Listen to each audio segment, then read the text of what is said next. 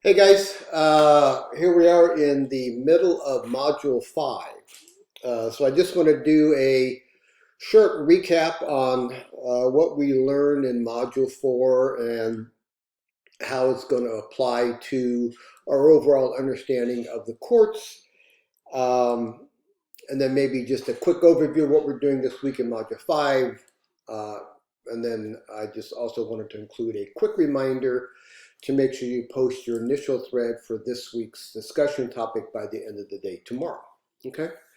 So last week in Module 4, we had you looking at the game of rock, paper, scissors. And then you compared two participants of the courtroom work group based on a list that was provided.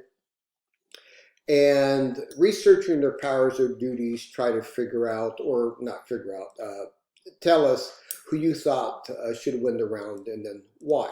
In other words, how does this position have the ability to stop or interfere or stymie or delay the work of the other person, right? And so hopefully as you learn, there are a lot of ways that some of these less known positions like court clerk or court administrator, how their duties and responsibilities can in fact somehow delay or interfere with work of other courtroom work group members, right? So I think the key takeaway from that assignment is hopefully you began to realize that in order for the criminal justice system to operate efficiently and effectively, all parties that are part of what we would call the courtroom work group, basically we're talking about attorneys and judges and court clerks and bailiffs and even to some extent litigants, how all these people need to work together in order for cases to move through the system as efficiently and effectively as possible. And so, if anything, you'll learn that if there's one hiccup along the way, it's sort of like a pyramid or domino effect in that it can impact all the other players and the case as participants try to uh, move the case forward and through the judicial system. Okay, so that is really, to me, one of the key takeaways. It is a team effort. Dispensing justice is a team effort, and everybody has to play their part, and everybody has to be ready and do what needs to be done so we can move these cases along through our judicial system. All right, so that was, I think, the key takeaway from your discussion for that discussion assignment for Module 4. The other thing you had to work on was a short paper. And in the short paper, you had to research a specific role that was identified in the assignment guidelines. All right. So you had to basically research. So you picked a role within the court system, such as a bailiff. And then you researched what it is that a bailiff does in the courtroom. All right. And then you had to look at efficiency in terms of what does this person do um, in terms of judicial efficiency, and how can they impede judicial efficiency, or how does this role impact judicial efficiency as it relates to court calendars, dockets, and case management. All right. So if we're looking at the bailiff, for example, the bailiff is looking at the calendar for the day. He's looking at the court's calendar. And one of the key things that the bailiff needs to do is make sure, for example, that those in custody inmates who are supposed to be in court for whatever hearing is taking place have in fact been transferred from the jail to the courthouse and then are in holding within the court facility uh, so that when their case comes up, they can be brought in. All right. If for whatever reason a inmate has not been transferred to the court, the last thing the judge wants to hear from the bailiff is, "Oh, let me go get him. Oh, he's not here." All right. The bailiff should have already been determining whether or not specific defendants are there in waiting, in custody within the courthouse, their little jail cells that they have, so that he knows that this person's here and ready to go, and he can let the court know. All right, so in that respect, then, the bailiff can ensure efficiency because the court calendar and the court's time is not going to be wasted, right? Because if the inmate's not there, the defendant's not there, then the case is going to have to be continued or delayed. And that's going to impact other cases later on down the road. So if we have to reschedule that case because the defendant inmate is not at the courthouse, that's going to have a bit of a domino effect because we're going to have to squeeze that case in somewhere else later down the road, and that may in fact impact other cases, right? And so that's the essence of that assignment, is researching one of the roles that you've been provided, and then trying to figure out how it is that this position is critical to the overall calendaring and docketing of court cases and judicial efficiency. All right, so that's what we did back in Module 4.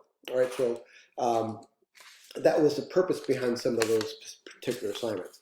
This week in Module 5, again, as I mentioned earlier in the announcement, some students in the past have had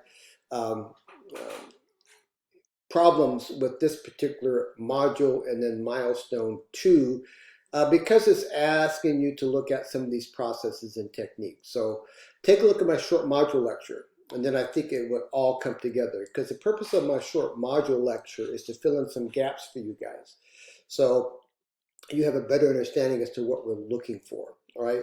So again, this week you're researching through your module resources some of the processes and techniques used by the courts to more efficiently and effectively calendar and docket cases. Okay, so we're talking about things like electronic filing, case flow management, policy regarding continuance or the model continuance policy, things like that. Electronic filing is another one that we use today. All right, so for example, if we're looking at how we can more efficiently and effectively process cases, the model continuance policy is a great one to understand, because the goal behind the model continuance policy is to limit the number of unnecessary delays in a case. Because the longer the case trails, I'm telling you, the bigger the impact is going to have, not only on the court, but all the participants involved in the court. So if I'm supposedly a witness that has to testify in a case, and this thing is getting continued and continued and continued, and I'm missing work every time I have to go to court and it's continued, as a witness, I'm going to become a little bit more irritated. Maybe I just won't go to court on a certain day that I get a subpoena, because why should I? The case will just be continued. So the model continuance policy is a good one to highlight, in the sense that its purpose is to reduce the number of continuances, force the parties to get together, be ready, and be prepared, so that when your case is called, you're ready to go. All right, because again, continuances do nothing but slow the process. Now, I have never really had a criminal case, and by criminal I mean a misdemeanor or a felony case, that hasn't had at least one continuance for whatever reason. It's very common in felony cases for the first subpoena, the first court appearance, is that I very rarely testified on that day. I may have testified later in the week, or I may have testified 2 weeks later if for whatever reason the case got continued. So continuances aren't uncommon.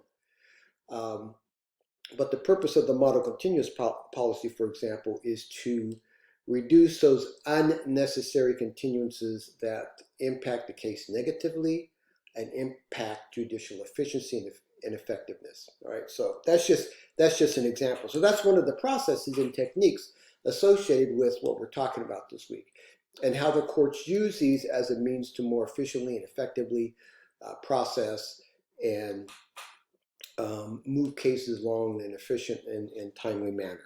Okay, so that's what we're working on this week. Let me just check real quick your discussion board assignment.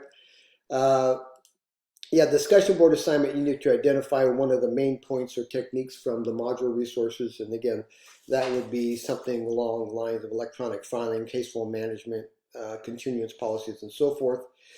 That you believe demonstrates a means of ensuring judicial efficiency, while protecting the process of securing justice for litigants, and then describe it. So you have to go into a little bit of detail in terms of using your resources and read that, and then explain how it balances justice and judicial efficiency. So if we go back to our model continuous policy, hey, it reduces unnecessary continuances.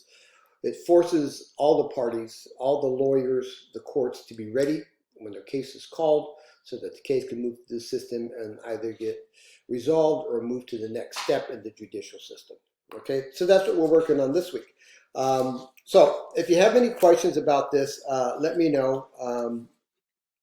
Try not to read too much into anything, but what we're talking about here is these processing techniques of, again, electronic filing, case flow management, policies regarding continuances, and differential case management and things like that. All right, so the resources are there. Take a look at it, make some quick notes, and I think that'll help you understand what the expectations are. Okay. That having been said, again, don't forget, end of day tomorrow, post your initial thread. You guys are doing an awesome job. I really appreciate it. We're still dealing with this COVID thing, and now the vaccination process, and that's even adding some stress to our lives, right? So, hang in there, guys. I appreciate it. Like I said, we're about at the halfway point. You guys are doing great work, so keep it up. Again, if you have any questions or concerns, never hesitate to reach out. All right, guys, have a great week.